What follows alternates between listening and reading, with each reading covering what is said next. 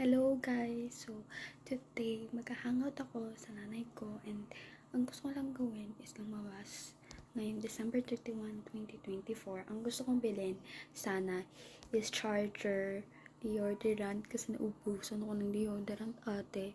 Tapos, eyeliner kasi gusto ko yung eyeliner na binigay sa akin ni mama pero naubos siya. And magpapaload lang. Yun yung gustong gawin ngayong araw na to. So, samahan nyo ako. Also guys pala,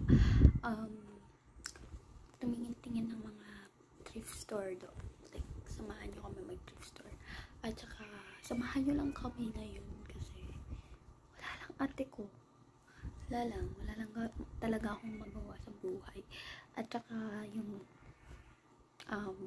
kukunin namin yung pinapa-altar ni mama ganun. So, come with me. Ganun.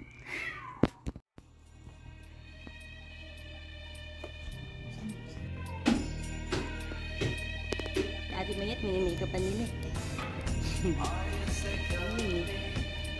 Ang ganda nung nung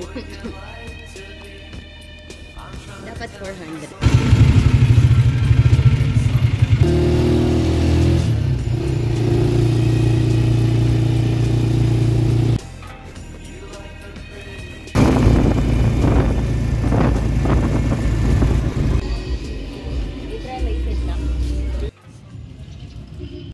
Hi guys! So, nakabalik na ako sa bahay, alangan.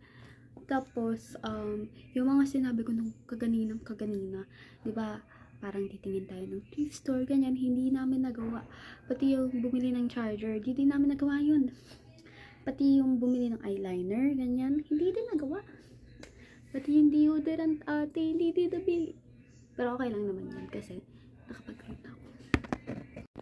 Pero, ang nagawa namin is bumili kami ng mga cake, mga pang sa spaghetti, mga fruits, tapos bumili din kami ng itlog, ganyan, tapos nagpa-altar kami. Ito yung pina-altar, skirt siya, and then ayan, bigay sa akin ni mama. And thank you very much mama, kasi I have skirt na, bagong skirt. Pina-altar niya, so kinuha lang namin. Tapos, pumunta lang din kami sa 7-Eleven. And, tawag doon, tinignan lang namin yung pinsan ko doon. Inasar lang talaga namin. Tapos, ano ba? Wala, yun lang. Pero, abangan nyo pa yung mamaya kong i-vlog.